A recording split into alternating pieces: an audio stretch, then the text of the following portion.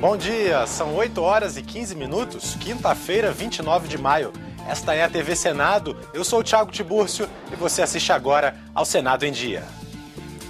Instalada a CPI da Petrobras no Congresso e CPI que investiga a estatal no Senado, houve mais um depoimento esta manhã. Congresso deve recorrer da decisão do TSE que muda bancadas dos deputados federais. Projeto abre sigilo bancário das concessões de crédito do governo brasileiro para outros países. E plenário aprova 4 medidas provisórias.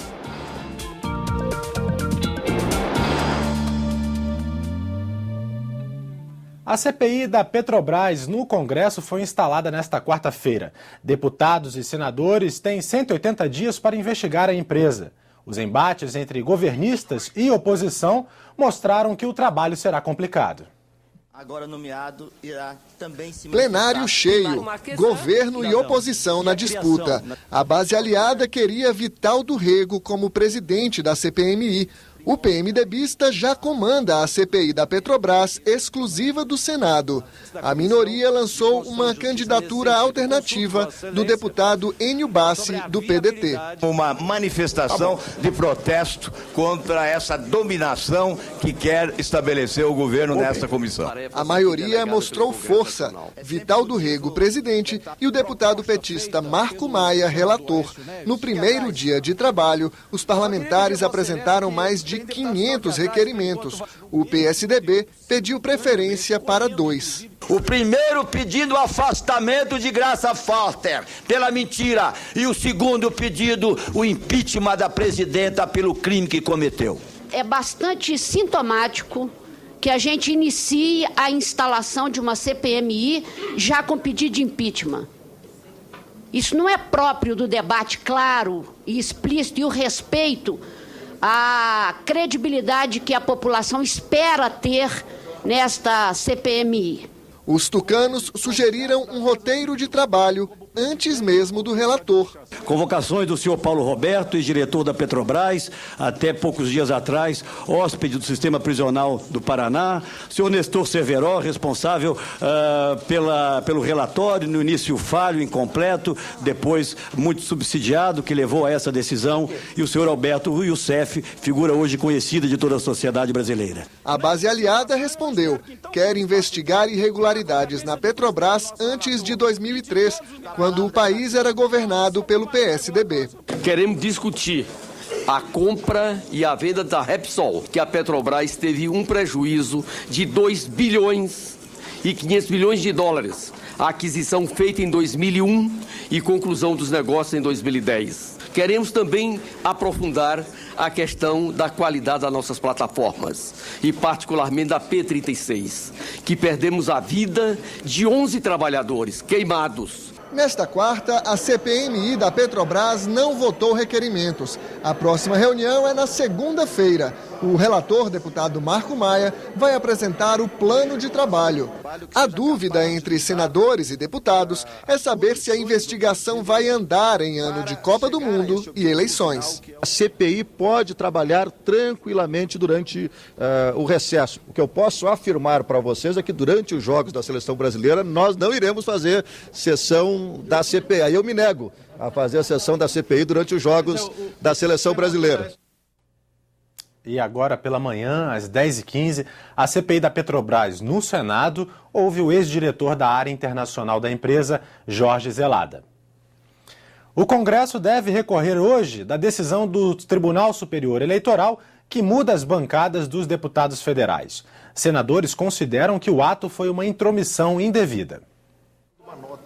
O presidente Renan Calheiros anunciou que o Congresso vai entrar com uma ação no Supremo para questionar a resolução que altera as bancadas de deputados federais. Nós vamos entrar com uma ação declaratória de constitucionalidade. Há uma clara usurpação da competência do Congresso Nacional. A democracia perde com isso e é importante que nós tenhamos uma reação proporcional. Pela resolução do Tribunal Superior Eleitoral, 8 estados perdem deputados. Paraíba e Piauí, 2 cada. Alagoas, Espírito Santo, Pernambuco, Paraná, Rio de Janeiro e Rio Grande do Sul ficam com um parlamentar a menos. 5 estados ganham. O Pará, 4 deputados. Ceará e Minas Gerais, 2. O Amazonas e Santa Catarina, 1. O novo cálculo foi feito com base no tamanho da população, medida pelo censo de 2010. A resolução do TSE tinha sido aprovada no ano passado, mas o Congresso derrubou a norma com um decreto legislativo. O argumento foi de que só uma lei complementar poderia alterar as bancadas, como manda a Constituição. Nesta terça-feira, o tribunal considerou que o decreto do Congresso não tem validade e decidiu aplicar a mudança no número de deputados já nas eleições deste ano. O que o Tribunal Superior Eleitoral está fazendo reiteradamente é um bullying institucional. No plenário, os senadores apoiaram a ação no Supremo. Vamos ter que apresentar candidaturas ao parlamento, para as assembleias, para a Câmara Federal. Qual o número de vagas que nós vamos considerar? Acho que os poderes, cada um tem a sua atribuição e acho que os poderes têm que ter o respeito devido que manda a Constituição brasileira um pelo outro. O presidente da Câmara, Henrique Eduardo Alves, e o advogado-geral da União, Luiz Inácio Adams, também concordam com a ação do Congresso no STF. Eu acho que o assunto tem que ser pacificado, de fato, pelo Supremo para evitar qualquer prejuízo ao processo eleitoral em curso, inclusive. Na noite desta quarta-feira, as mesas das duas casas autorizaram a ação no STF, que será protocolada nesta quinta. No Senado, o único voto contra foi do primeiro secretário, Flecha Ribeiro. O Legislativo, através de lei complementar, transferiu ao TSE a incumbência de fazer ele, o TSE, essa distribuição das bancadas.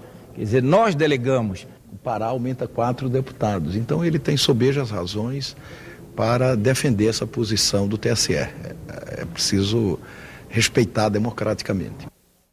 A mudança no número de deputados federais também altera a representação nas assembleias estaduais. É que a quantidade de parlamentares é calculada a partir das bancadas na Câmara Federal. Confira agora a agenda das comissões do Senado para amanhã desta quinta-feira. Entre os projetos na pauta da Comissão de Agricultura está o que institui a Política Nacional de Apoio ao Agrotóxico Natural. A Comissão de Direitos Humanos faz audiência pública para debater o Programa de Aquisição de Alimentos e o impacto em pequenos agricultores e assentados da reforma agrária. Audiência pública também na Comissão de Assuntos Sociais. Em debate, a doença de Huntington, distúrbio neurológico que causa movimentos corporais anormais e falta de coordenação. Um dos projetos na pauta de hoje da Comissão de Relações Exteriores é o que abre o sigilo bancário das concessões de crédito do governo brasileiro para outros países. Nós estamos propondo transparência total. É constitucional, inclusive, que os atos da administração pública devem ter publicidade. Neste caso, o governo alega que obedece à legislação dos outros países, mas nós devemos colocar em primeiro lugar a legislação do nosso país. O projeto pretende, portanto, impor um rigor maior para impedir a concessão de empréstimos secretamente a qualquer outro país. O futebol brasileiro é o tema de audiência pública na Comissão de Educação, Cultura e Esporte. Em foco, a iniciativa do Bom Senso Futebol Clube, movimento de jogadores para mudar o calendário do esporte no país. E a proposta de fair play financeiro, que visa ao cumprimento de compromissos trabalhistas e empresariais dos clubes. A reunião está marcada para as 10 horas. Ficamos por aqui. No decorrer do dia, você acompanha outras informações nos boletins do Senado Agora.